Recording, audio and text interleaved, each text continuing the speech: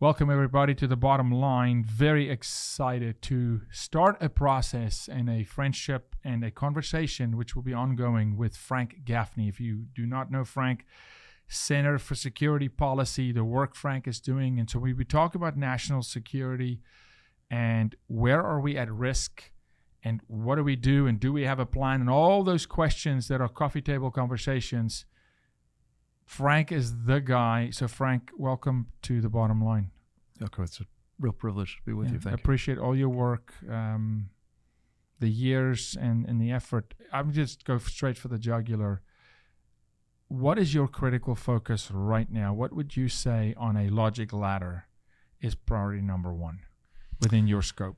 Priority number one, I believe, is the Chinese Communist Party and the imperative need for taking it down before they destroy us. Do you, I have friends who do quite a bit of investments in China. They've outsourced. I'm not happy about it. They manufacture. Too many American companies do. They hold the opinion that China is on the brink of a revolution. I hold an opinion, please correct me, Frank. I am standing to be corrected because I want to be on truth.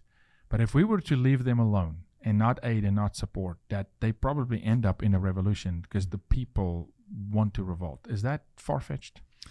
I think it's increasingly evident that the people who have been brutalized by the Chinese Communist Party, as none other in the history of the world, by some estimates, 100 million of them have been killed. Unbelievable. And that doesn't count 400 million that the Chinese Communist Party boasts of killing in the womb, mostly baby girls. Absolutely.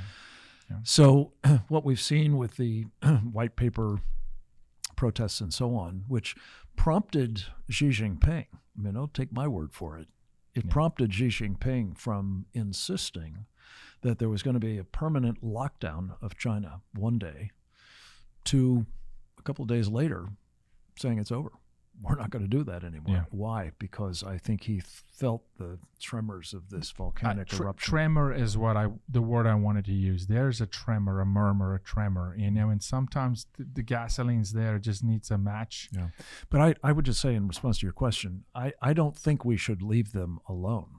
Mm-hmm. We certainly should stop underwriting That's what the I Chinese meant Communist Party. No but longer we should be doing underwriting. everything we can to help and empower and encourage the Chinese people. Yeah. And one of the most important things that we can do in that regard is ensure that they do not destroy people in Taiwan Correct. who have just voted to remain free of what they're being subjected to. Yes. You know, what a disaster that would be if to we me it's a allowed crisis. this And to it's go almost down. It's this following the shiny object, and we do that a lot in America. It's it's the Trojan Horse. Look over here while this is happening. And Taiwan is one of my largest concerns. It is mine too. It's and a it massive should be. concern. I mean, the BRICS coalition is a big concern for me because I'm from South Africa and really understanding BRICS, and I do. Mm-hmm. And I mean, we've got family that are deep in politics, and I understand what Mexico is intending to do and wanting to be a part of BRICS, and it's our southern border neighbor, and the amount of Chinese nationals that's flooding across the border, embedding. Right. I understand that right now as we speak, South African police departments are learning Mandarin. Mm-hmm. The Chinese want their assets in Africa protected in their language, which are futures. I mean, they're holding these governments at ransom for futures, gold underground in Zimbabwe that will be mined 40 years from now.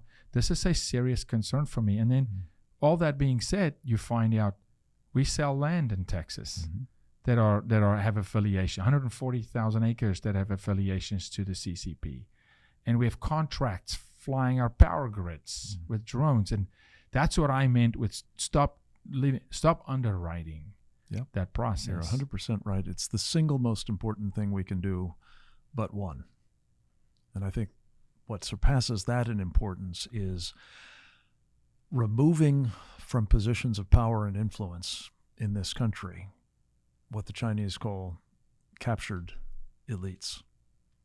The people that are their old friends, the people who work for them in the media, in Hollywood, in academia, in business, especially in finance, and of course not least in politics. You know, I fear the reason I say this is the single most important problem is I think what they've been doing for 40 years or so in terms of unrestricted warfare against our country. And that's what they call it, by the way. Everything short of kinetic steel-on-steel violence, yes, they've done. And it's been massively successful, especially because most of us are not even aware that it's happening. The violation on intellectual property. But they've been doing that, not least intellectual property. Exactly. With the help of their American friends. Yes. and knowing that that's going on. Well, I mean, you don't have to look very far to see it. Yeah. Look at Joe Biden. I was going to ask you, when we talk about the captured elite. He's the poster child. He's the poster child. Jaco. And actually, it's worse than that, because a colleague of mine, we have a wonderful organization we call the Committee on the Present Danger China, which our Center for Security Policy sponsors. One of its principal members is a fabulous guy. I don't know if you've interviewed him, but you should if you haven't. His name is Sam Faddis. Have not, but would like to. He's a man of many parts, but of particular relevance is he was a career undercover intelligence operative for the Central Intelligence Agency. Okay. Recruiting and running assets for us, yeah, for the good guys. And he says, drawing upon his 2 decades of experience in the business, as well as sort of the tradecraft and the lexicon, Joe Biden would be described as a controlled asset of the Chinese Communist Party. Yeah, yeah. Now that's a captured elite, but it's one who is actively serving. He's an agent. 100%. Under that term of working for, 100%. Working on the behalf of, at the behest to. And here's the thing. Look at everything he does. I mean, from the moment he came to office, I think I can say this really without fear of contradiction and without exception. Everything he has done has been bad for America and has benefited the Chinese Communist Party, either directly or in some cases indirectly. And that's what an asset does. Of course. As Sam says, there's no such thing as an uncontrolled asset. Exactly. An uncontrolled asset is a liability, exactly. Which normally they get rid of. They do get rid of them.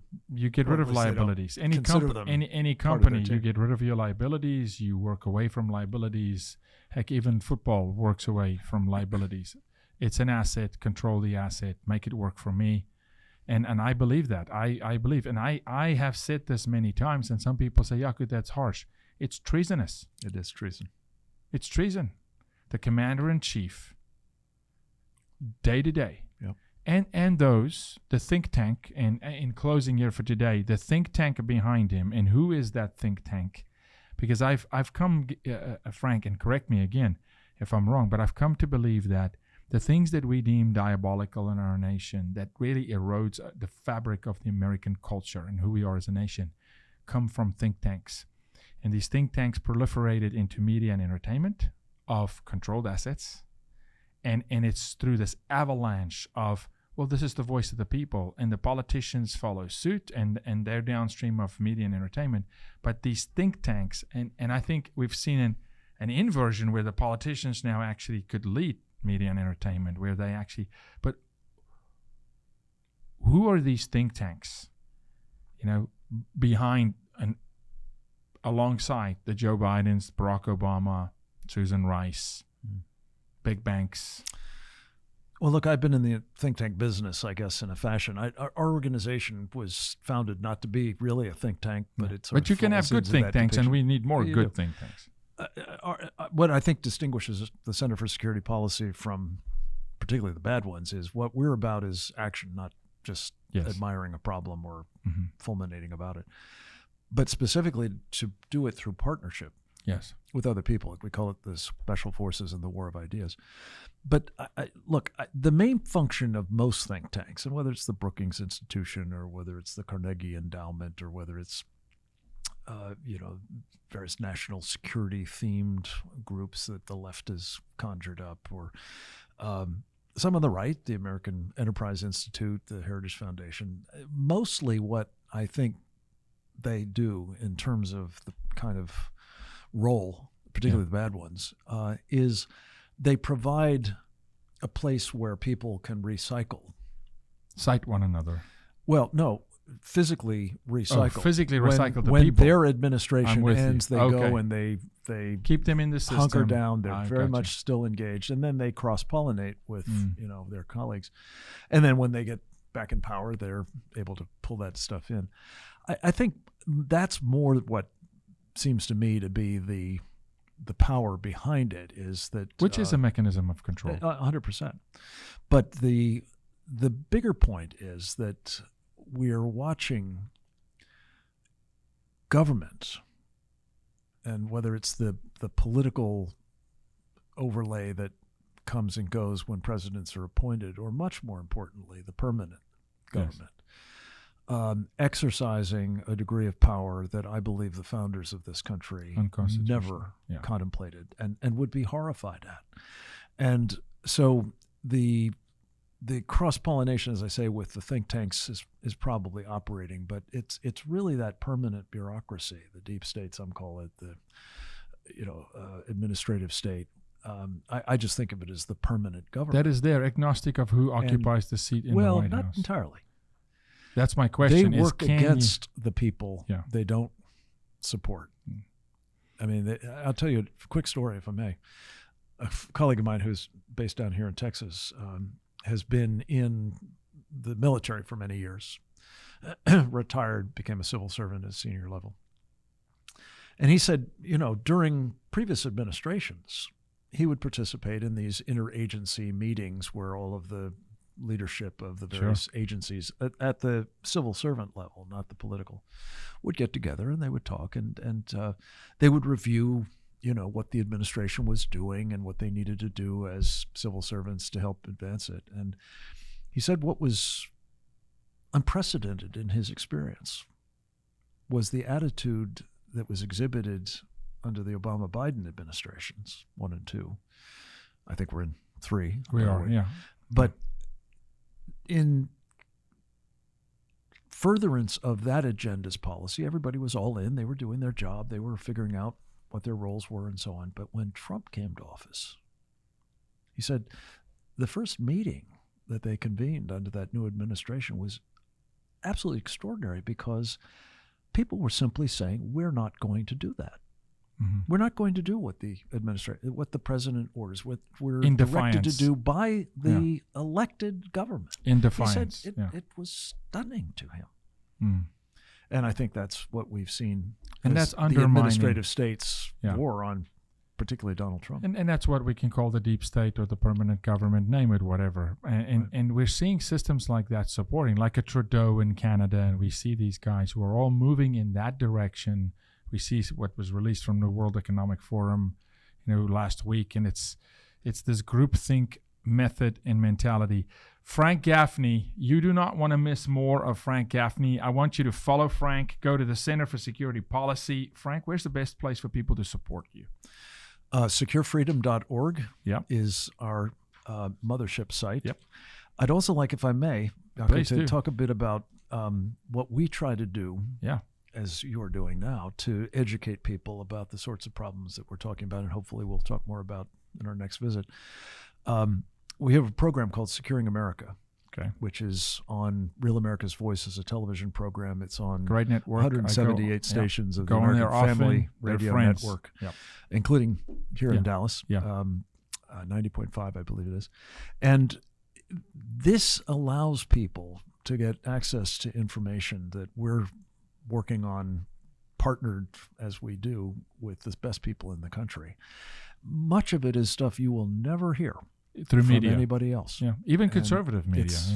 Sadly. Yeah. So if people go to SecureFreedom.org and then go to the donate page, if they're so inclined, there is a project description section, and if you do the pull-down menu, there's a Securing America TV and radio show, and if people would support that, I would be profoundly grateful. 100%. Securing America TV and radio show. We're going to throw those links on the screen.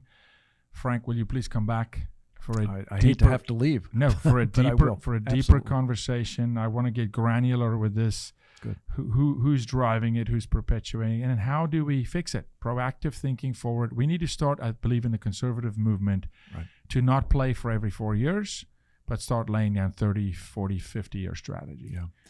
And it's hard to overstate the urgency of that. Yeah. You know, I hope we have 40 and 50 years to it's a now moment. Yeah, we've got months. Well, we're in triage. Well, I started to say, and just to finish this up, I guess, the thing that worries me most at the moment, which causes me to put the CCP at the top of the priority list, as you say, we have to do triage. This one cannot be ignored, is partly because of the very problems that we started with. The internal threats to the regime. Yeah. What totalitarians often do in those circumstances is to lash out, to justify their repression at home, and to divert attention to some foreign boogeyman. In this case, the Chinese Communist Party has us as the boogeyman. And I believe that for domestic reasons, as well as the opportunity presented by having the United States governed by a man who, or nominally at least, a man who is a controlled asset of the Chinese Communist Party, is go to shooting war now. And I think they're poised to do that, not just against Taiwan, but against us as well. Yeah, they're positioning for sure.